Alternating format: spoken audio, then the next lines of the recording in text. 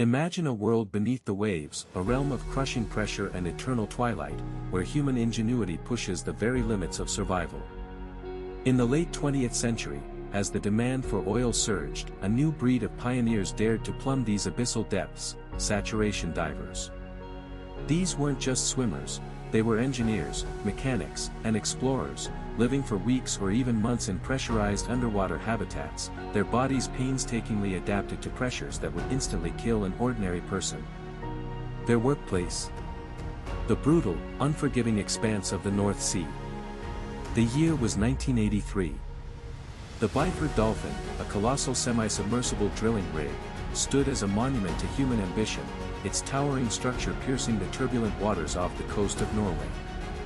On board, a specialized team was engaged in one of the most dangerous jobs known to man, connecting vital pipelines hundreds of feet below the surface. This required saturation diving, a complex ballet of human physiology and sophisticated technology.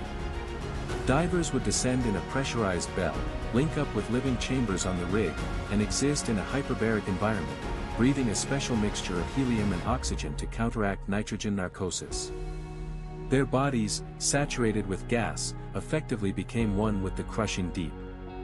Decompression, the slow, agonizing process of returning to normal atmospheric pressure, could take days, even weeks, a testament to the immense forces at play. Our story centers on a team of 4 elite divers: Sten Thorsen, a seasoned Norwegian veteran; Ove Risens, another experienced hand; Bjørn Jæver, known for his calm under pressure; and Truls Hellevik, a young, ambitious diver eager to prove himself. Assisting them were 2 tender operators, William Crammond and Martin Saunders, vital links between the men below and the world above. Their lives were intertwined, dependent on precision, procedure, and an unwavering trust in their equipment and each other. On April 5, they had completed their work for the day, connecting vital components of a new pipeline. The bell, with Thorsen and Risens inside, was raised and securely latched to the transfer chamber. Jæver and Hellevik were already in the transfer chamber, breathing the specialized gas mixture, their bodies acclimatized to a pressure of 9 atmospheres absolute, the equivalent of being 88 meters underwater. It was routine, a daily operation performed countless times before. But beneath the surface of this routine, a silent killer lay in wait, a single, overlooked detail poised to unleash a horror almost beyond comprehension. The delicate balance of pressure, human life, and the vast, indifferent ocean was about to be shattered in the most unimaginable way. The stage was set, the players in position, and a ticking clock, unbeknownst to anyone, was rapidly approaching zero. The clock read 4 a.m. on April 5, 1983. The Byford Dolphin Rig hummed with the steady thrum of machinery, a symphony of industry in the dark North Sea. Inside the diving complex, routine operations were underway. Divers Thorsen and Risens were still in the diving bell, which had been successfully docked to the transfer chamber, where Jæver and Hellevik waited.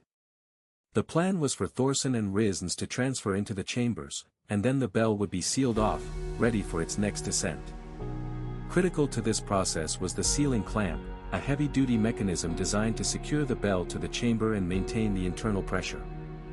Tender William Crammond was tasked with operating this vital piece of equipment. Crammond, perhaps through fatigue or a momentary lapse in concentration, made a catastrophic error. Instead of waiting for a proper signal, he prematurely opened the clamp that sealed the diving bell to the decompression chamber. The pressure difference between the bell and the chamber was still immense, but critically, the connection itself was the failure point. What followed was not an explosion in the conventional sense, but an instantaneous, violent decompression, an explosive event driven by pressure. The bell, no longer secured, was violently propelled away from the chamber. In a microsecond, the seal between the transfer chamber and the living chambers shattered. The pressure inside the transfer chamber, where Jæver and Hellevik were, and the living quarters, where Thorsen and Risens were preparing to exit the bell, plunged from 9 atmospheres absolute down to 1 ATA, normal atmospheric pressure, almost instantly. The consequences were immediate and catastrophic. The human body, designed for a narrow range of pressures, cannot withstand such an instantaneous shift. The air and gases dissolved in the blood and tissues of the divers, under 9 ATA of pressure, suddenly expanded with incredible force. It was like shaking a soda bottle and then ripping off the cap, but on a biological scale. The divers' blood literally boiled. Their bodies were subjected to an internal explosion. Sten Thorsen, Ove Risens, and Bjorn Javer were found dismembered, their bodies torn apart by the internal forces, flung against the chamber walls.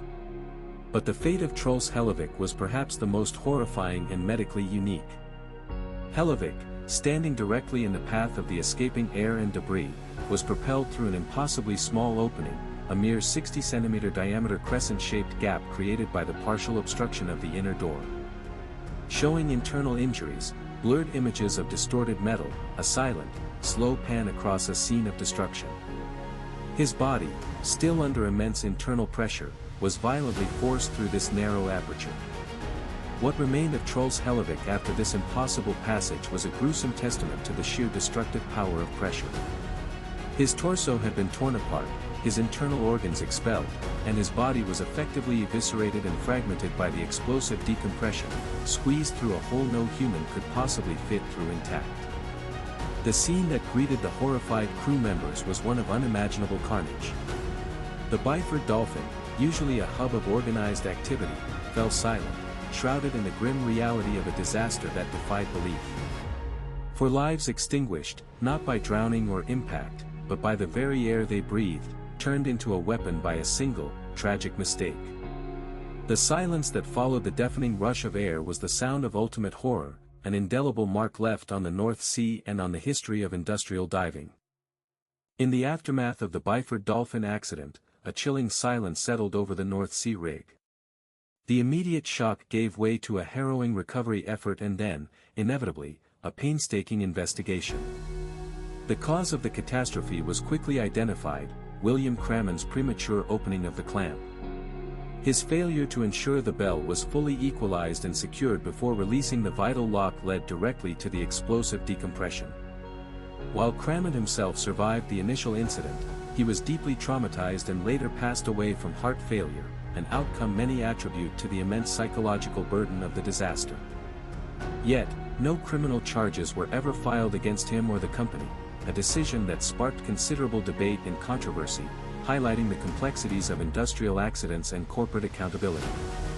The autopsies performed on the 4 divers revealed insights that shocked even experienced medical examiners. The effects of explosive decompression at 9 ATA were unprecedented. The most common cause of death was attributed to massive gaseous embolisms, air bubbles forming rapidly in the blood vessels, blocking circulation to vital organs. Their blood had literally boiled, not from heat, but from the sudden drop in pressure, causing the dissolved gases to violently effervesce. Lungs ruptured, hearts burst, and other organs suffered catastrophic damage.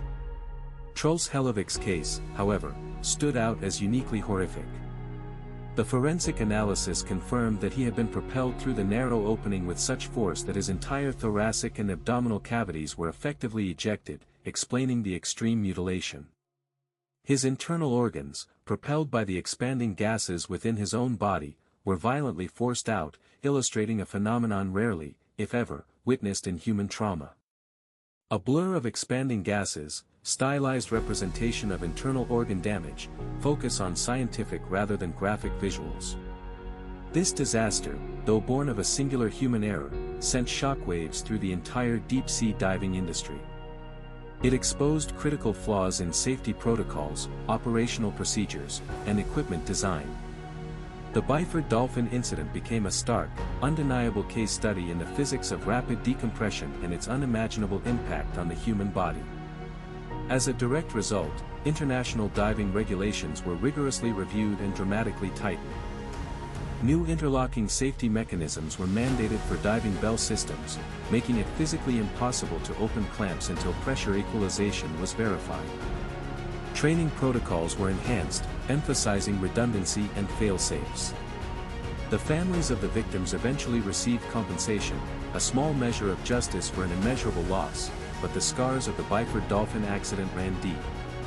The legacy of Sten Thorsen, Ove Risens, Bjorn Javer, and Truls Hellevik endures not just as a tragic memory, but as a grim lesson etched into the history of deep-sea exploration.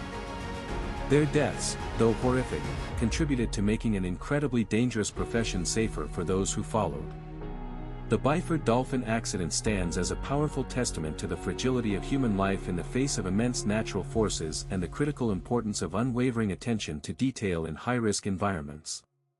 It reminds us that every step forward in technological progress carries inherent dangers, and that sometimes, the greatest lessons are learned from the darkest, most terrifying mistakes.